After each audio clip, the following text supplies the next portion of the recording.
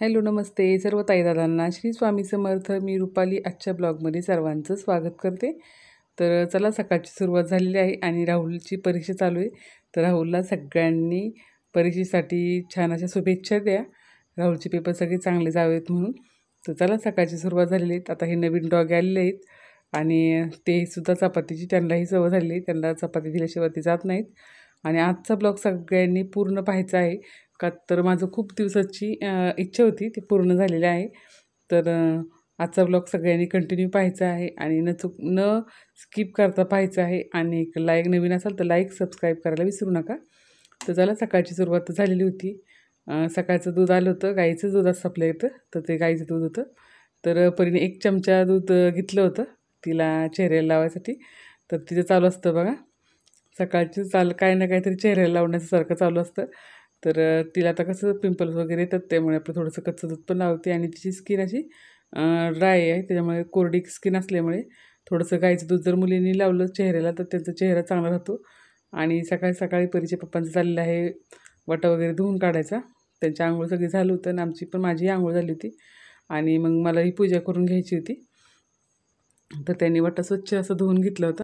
सकाळी उठल्याबरोबर आपलं दार अंगण स्वच्छ असलं की खूप प्रसन्न वाटतं आणि घरातही फ्रेशपणा येतो. आणि जी निगेटिव्ह एनर्जी असते आपल्या उंबरठ्यावरली तर तीही निघून जाण्यास मदत होते. तर त्यामुळे रोज सकाळी उठल्यानंतर आपल्या उंबरठ्यावर पाणी घालायचं असतं. तर आता सकाळी त्यांनी ओटा धुतला तरीसुद्धा मी रोज आपलं जे कलशातलं पाणी असतं तर ते मी उंबरठ्यावरती घालत होते. आणि परीने लगेच सकाळी सकाळी फरच्या वगैरे पुसून घेतल्या. म्हणजे कसं होतं, हा अमावस्येचा ब्लॉग आहे आणि न चुकता आपण सगळ्यांनी अमावस्येच्या दिवशी हळद आणि मीठ टाकून फरशी पुसून घ्यायची. म्हणजे आपल्या घरातली जी निगेटिव्ह एनर्जी असते ती निघून जाण्यास मदत होते. तर मी तर दर मंगळवारी शुक्रवारी करत असते.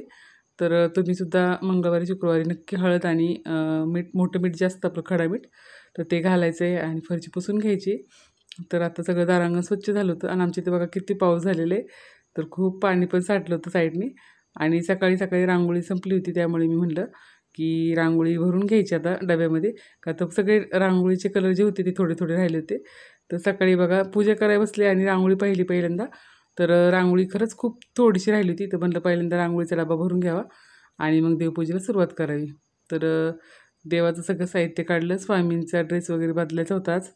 तर पूजा करायला बसले तर सगळंच तांबे वगैरे सगळं स्वच्छ करून घेत असते पितांबरीने. तर पहिल्यांदा देवपूजेला सुरुवात केली आणि आता स्वामींची पूजा झालेली आहे बघा. तर खरंच खूप छान वाटतं आणि रांगोळी अशी काढल्यानंतर अजूनच भारी दिसतं. आणि आपल्या घरात वातावरण आपोआपच प्रसन्न होऊन जातं. धूपदीपांचा वास असं घरात पूर्ण सकाळ सकाळ असं दरवळत असलं ना तर खरंच खूप छान वाटतं. आणि हा अमावस्येनिमित्त ब्लॉग आहे. तर आपण कापूर होम करायचा असतो. तर आता आमच्या इथं म्हणजे आम्हाला वर्षभर सुतकच असल्यामुळे आता मी आरती वगैरे जरा थोडे दिवस बंद ठेवलेली आरती. आणि जे आपल्याला धूपाची म्हणजे कापूर होम करायचा तो सुद्धा मी आता करत नाही सध्या. तर तो लवकरच आपण चालू करायचा. ज्यावेळेस वर्षश्राद्ध होतं त्यावेळेस त्यानंतर आपण जी आपली पूजा असते ते तशी करायची असते नेहमीप्रमाणे. तर मी आता जास्त काही पूजा वगैरे करत नाही. आपली नेहमीची जी पूजा आहे तीच करत असते. तर ही पूजा केली तरी खूप छान वाटतं आपली साधी सिंपल. तर मी आता जी स्वामींची पूजा होती ती करून झाली, फुलं वगैरे लावून झालेली. जी दारामध्ये आपली जी फुलं आत्ता सध्या आहेत आणि आता फुलांचं खूप हे होतं, मिळतात फुलं पाणी असल्यामुळे, तर खूप छान वाटतं. तर पूजा वगैरे झाली होती माझी आता.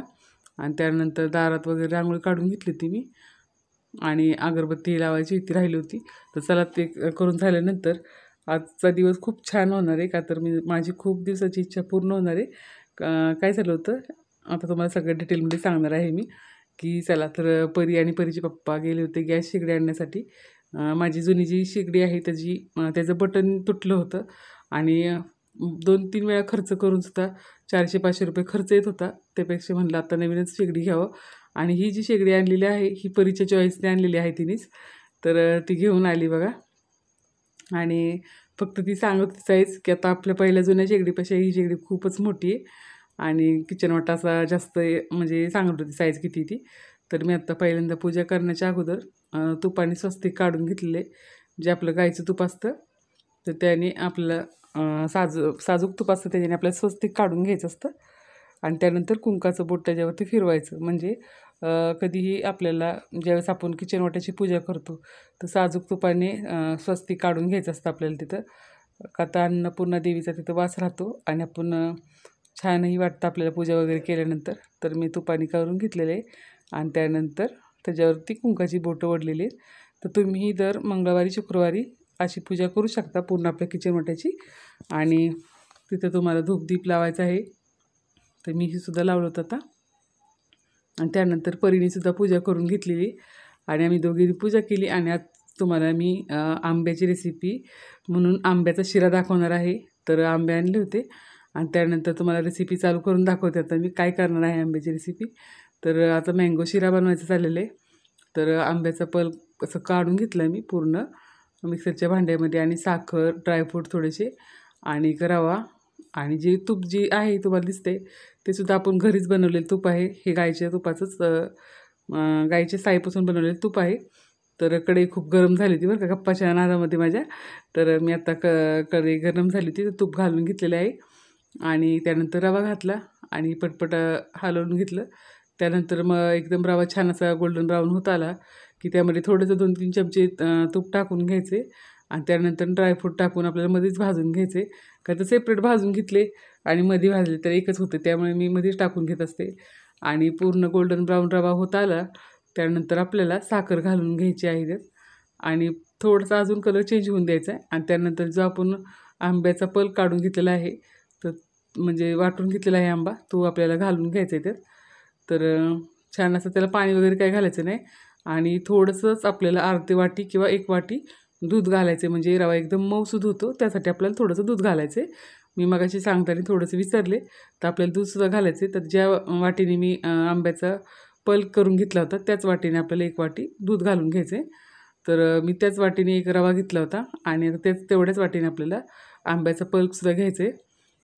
ज्यावेळेस आपण आंब्याचा पल्प घालतो त्यानंतर पूर्ण रवा हलवून घ्यायचा आहे, एकत्र एकजीव करून घ्यायचा आहे आणि त्यानंतर शेवट आपल्याला थोडंसं दूध घालायचं आहे आणि परत 1-2 चमचे तूप घालून घ्यायचं आहे आणि पूर्ण असा एकजीव करून घ्यायचा. खूप छान असा शिरा होतो. तर तुम्ही एकदा नक्की ट्राय करून पहा आणि तुम्हाला आजची रेसिपी आणि आजचा ब्लॉग कसा वाटला मला कमेंटमध्ये सांगायला विसरू नका. तर शिऱ्याची रेसिपी तुम्ही नक्की सगळ्यांनी करून पाहायची. नवीन असाल तर सबस्क्राईब करायला विसरायचं नाही. लाईक कमेंट नक्की करायची. चला भेटूया उद्याच्या ब्लॉगमध्ये. श्री स्वामी समर्थ.